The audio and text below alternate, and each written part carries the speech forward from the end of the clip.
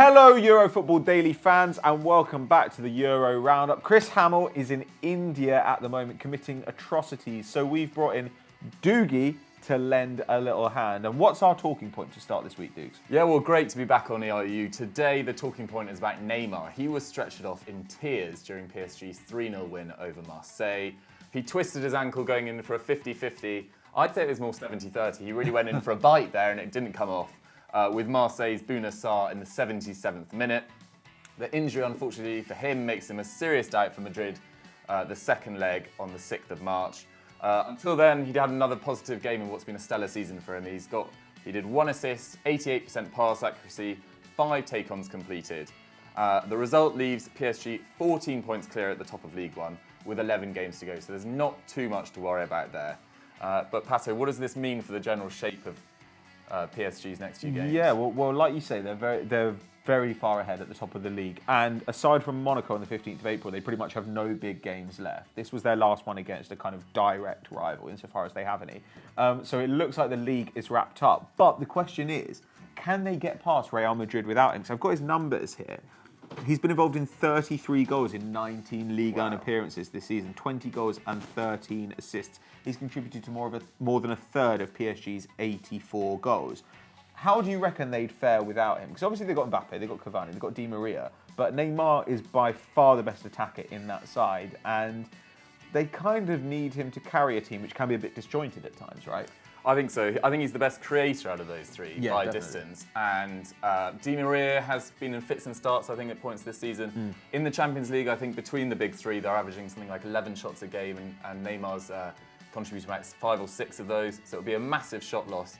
But I still think it's all to play for in that second leg. Yeah, well, it's balanced quite finely, isn't it? 3-1 to Real Madrid at the moment, but I think PSG can still comfortably go through. Ooh, big shout from Dukes. What do you guys think? Let us know in the comments below. And good luck to Neymar. We hope you're back fit for that Real Madrid game, because otherwise it's going to be boring. Right, we were just talking about Neymar and his injury and what that will mean for the return leg against Real Madrid. Pato, what happened with Real Madrid this weekend? Well, Kellen Curry said that we should have them in our winners because they beat Alaves 4-0 on Saturday with goals from Ronaldo, who got 2, Bale and Benzema. Now, Ronaldo's actually getting the headlines in this match, and not for the goals he scored, but for the one he chose not to. He had a chance for a hat-trick when they won a penalty in the 89th minute, but instead of taking it himself, which would have, I think, given him the chance to maybe level up with Messi or go ahead of him in the league this season in goals, he actually gave it to Benzema. And Zidane said this was a wonderful gesture. And to be honest, Benzema deserved a goal. He's had his criticisms recently, but he got 2 assists, a goal, 4 shots, 3 dribbles. 100% of those dribbles were completed. And Ronaldo, very, very good as well. 8 shots, 4 on target, 2 goals. He's now got 8 goals in his last 4 games. Now, some form. Yeah, well, this shows us like what the standards are for somebody like Ronaldo, right? Because people are saying that he's been having a poor season. He's got 28 goals in 31 games. That's 0.9 goals a game. While Messi's got 30 in 39, that's 0.75 goals a game. So technically, as a pure goal scorer, Ronaldo is actually doing better right now. But this was an easy match for Real Madrid. It was a walk in the park. 64% possession, 24 shots to 11, 10 on target to 5. Frankly, we never expected anything else here except a Real Madrid victory. And Ronaldo duly gave them that. Yeah, true. No, it wasn't a shock at all. Real are now unbeaten in their last 7 La Liga games. That's 6 wins and 1 draw. They've scored 30 goals in that time and conceded just 10. And they'd expect to beat Alaves too. They're having a very disappointing season by their standards. Last season they finished 9th, but they're currently 16th. And they've only scored 22 goals in 25 league games, which is pretty dire. That's rough. Things have picked up though, because their first 13 games of the season, they started with 2 wins and 11 losses, scoring 7 goals and conceding 22. But in 2018, it's been better for them. They've played 8, won 4, drawn 1, and lost 3. And they've beaten the likes of Villarreal, Sevilla, and Celta Vigo too. So Real are now rising up the table with Ronaldo back in form. Whether he was actually out of form at any point is up for debate. They're now only 7 points behind their city rivals, Atletico Madrid, and they've only scored 6 fewer goals than Barcelona this season. But their issue has been at the back. They've conceded 15 more in the league. But they've got an opportunity to keep this momentum going. They've got games against Espanyol, who are 15th, Getafe, who are 10th, and Eibar, who are 8th, next up in the league. So no true test there. and it will be interesting to see how they do in the next few games. The league looks like it's going to be Barcelona's, but can Real Madrid get second place and end up with a mediocre season from bringing it out of the ashes? What do you guys think? Where will Real Madrid finish? Let us know in the comments below. At Karl-Heinz Robin has our first losers of the week. No prizes for guessing who he supports. He says Bayern Munich should be in there. What actually happened to them, dude? Yeah, well, Bayern have been in imperious form recently. They were looking to win their 15th game in a row, but unfortunately this weekend they were held to a goalless draw at home to Hertha Berlin. That win streak stretches back to a 3-1 win over Hanover in December the 2nd. So quite a remarkable form there. They've played 10, won 10 in that period, scored 24 and conceded just 8 in that time. It was actually the first time Der FCB have failed to score at home in a Bundesliga game since May 2015. But despite dropping those 2 points, they still moved 20 points clear because Dortmund don't play till tonight. They're at home to Augsburg. Bayern dominated as you would expect. They're a superb team and they're coming off that 5-0 victory over Besiktas last week. They dominated possession, 76%. They had 19 shots versus 5, 6 on target versus 3, but couldn't find a way past veteran Hertha keeper Rune Jarstein. Hopefully I pronounced that right, let me know if I haven't. He denied Lewandowski several times and kept out Robben's injury time free kick. But Pato, was there anyone that we've picked out that played particularly poorly? Or? Well, Lewandowski had a bunch of shots. He had 11 shots. 3 of those were on target, which would be good normally, but as a percentage of 11, it's not particularly good. Robben had 1 shot on target and had 5 attempted dribbles, but only 1 of them was completed. Not so his that usual best. Yes, that kind of sums up where they were. A bunch of guys like not quite performing at the top of their ability. It's no surprise though that Bayern struggled against Hertha, because Hertha actually have a pretty good defensive record. They have the 7th best record in the league this season, having conceded 30 goals. But their goal difference is actually 0 because they've only scored 30 as well. Not a single player has got into double figures for them this season. They've got Salomon Kalou and Davy Selke, who are tied on 9 goals at the top of the tree. So what they really need is a quality goal scorer. Bayern, however, you'd expect to get back to form pretty quickly. They've got Freiburg away next, they're 13th. Then they've got Hamburg, who look set for relegation. They're down in 17th. And then Besiktas away. And as Duke said, they've got a 5-0 advantage there, so they can afford to run out the youth squad if they want. The question that we have really, because this is always how you judge a Bayern season because they are so dominant, is how will they do in the Champions League? Like Heinkes has come back. He's obviously won the competition with Bayern. He's won it with Real Madrid. Do you see them winning it this season? I think semi-final at most. What do you reckon, Pato? Yeah, I've got to go semi. What do you guys think? Let us know in the comments below. Right, our second winner is the man who struggled in midweek against Chelsea, but who's been in fantastic form in the league. It's Luis Suárez. Pato, how was his weekend?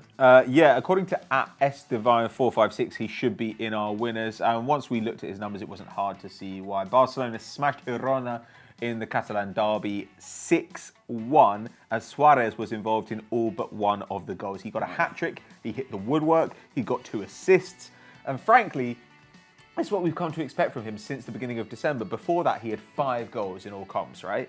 After that, 18 goals since the advent calendars came out. 20 in 22 La Liga appearances this season. He's averaging a strike every 99 minutes, which is the best of anybody who's got 8 goals or more. So essentially, anybody who's played decent minutes and is actually getting on the score sheet regularly. And now Barcelona have taken 32 points from a possible 36 at home this season. Fire. They've won 10, they've drawn 2, they've obviously lost 0. It's absolutely bananas. And I, for one, am glad that Suárez is starting to get back to form because it was weird seeing him not score. It was unusual. Yeah, I totally agree. It's rare to see Suárez out of form. Yeah. But Barcelona actually surprisingly didn't start this game that well. It was a rare Umtiti mistake on the 3rd minute mark that gave Girona the lead, but they'd equalised within 2 minutes. But overall, a very deserved win. 62% possession, 21 shots to 10, 14 on target to 4. They also had 5 clear-cut chances to Girona's 0. Oh my God. Ousmane Dembele got an assist. Great to see his first goal involvement in the league since injury in September. He'd had a few comeback games, few appearances off the bench, but hadn't really hit the ground running. So it's great to see him finally getting involved in a goal that will do wonders for his confidence after that horrific injury. Coutinho also got his first goal. And it was an absolute banger from outside the box. Yeah, his speciality, I imagine some sort of curling shot in the right top corner. I haven't seen it Pretty yet. much. An absolute banger. And not inaccurate. got an assist in La Liga 2, so a really good day for Coutinho.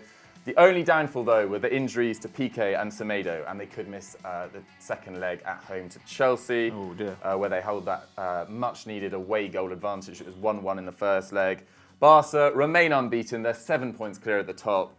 They host Atletico Madrid this Sunday. We've got written down here it's a potential title decider. Atletico Madrid simply have to win this if they hold any hope of winning it. How do you guys see it going? Will Barcelona triumph once again, or Atletico Madrid? Can they finally claw some points back? Let us know who's going to win in the poll up there.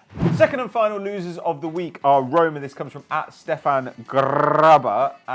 What happened to Roma? Because I understand it was bad. Yeah, not what they expected at all. They've had a rock-solid defence this year, but they lost 2-0 at home to AC Milan with goals coming from 20-year-old forward Patrick Cutrone and 21-year-old fullback David Calabria. This was Milan's first away win at Roma in 7 years. Ooh. So it wasn't totally expected by any means. The pair, the goal scorers, have a combined 75 games in professional football, but they shone on this occasion. Calabria, though, was particularly impressive, winning the ball back 7 times in addition to the goal. What a performance from him. Cutrone now has 14 goals in all competitions this season. That's the best tally at Milan this year. Milan have been quietly going about their business, actually. Despite not really making much improvements in the league, they're now on a run of 12 games without defeat and have taken 19 points for their last 21 in Serie A. Has there been anything that you've seen, Pato, that has made this upturn in form? Or? I think their defence has started to come together a little bit. Gattuso previously managed in Serie B, and I think he got relegated, but with the best defence in the league, which was really, really unusual. And so he can coach a defence. And Romagnoli and Bonucci look really, really good together. They've now got 5 consecutive clean sheets in all competitions, which is really exciting stuff. And actually, Hakan Çalhanoğlu up front as well, starting to look good in this game. Created 3 chances, had 3 shots. And that's what they're going to need. Like, they are going to need some more output from the guys like Suso and Çalhanoğlu, because so far they haven't really been producing enough to get away with the defensive errors they've been making. If they tighten up a little bit at both ends, maybe that's all they need to kind of soar. Roma outshot them in this game. Roma had 18 shots, but 13 of those came from outside the box. So what Milan did was kind of limit their abilities to get into the best areas, whereas 8 of Milan's 10 shots came from inside the box. Right. 2 of them came inside the 6-yard area. So what they were really good at is getting through that back line. They also made a weird decision before this game. Eusebio Di Francesco, he decided to bench Edin Dzeko. And in fairness, Dzeko has only scored once in his last 6 matches. He's not been in great form, has he? But he is still their top scorer. He's got 14 in all competitions this season. He's got 11 in the league. And they brought in this Czech forward, Patrick Schick, who obviously they brought in the summer, who is very highly rated, but he was shocking on the day. 22 years old. He spent 90 minutes on the pitch, played the full match, didn't have a single shot in that time. Dzeko came on with half an hour to go. He didn't have a single shot either. Oh, that's not pretty. That is truly worrying. And now Roma are down in 5th. They're 2 points behind City rivals Lazio. They're a point behind Inter, who of course have been in staggeringly weird form recently. And of course, last week in the Champions League, they had that 1-0 lead against Shakhtar, surrendered it, ended up losing 2-1. Could have even lost 3-1 if Bruno Perez hadn't made a clearance off the line. So, I don't know, it now looks like they're going to have a struggle to make the top 4. It looks like the Champions League is kind of on a knife edge. Roma's season has all fallen apart a little bit, and frankly, they must be wondering why they let Spalletti go. Sorry, Roma, you're in our losers. So that was ERU for this week. Hope you enjoyed it. We had some big names in there. We had Suárez, Milan, Real Madrid, Roma. We had all the big names. Let us know if we missed anyone out, and what did you think of the general results? Did you see any trends going on there? Let us know in the comments below. Pato, what should the good people do? Well, you should head over to Football Daily and check out winners and losers. And of course, stay right here on EFD. Make sure you're subscribed. Watch Stat Wars, watch Football Mundial, watch all our great shows. And of course, our 10s, you know. Keep loving the 10s. Big up the 10s. Bye.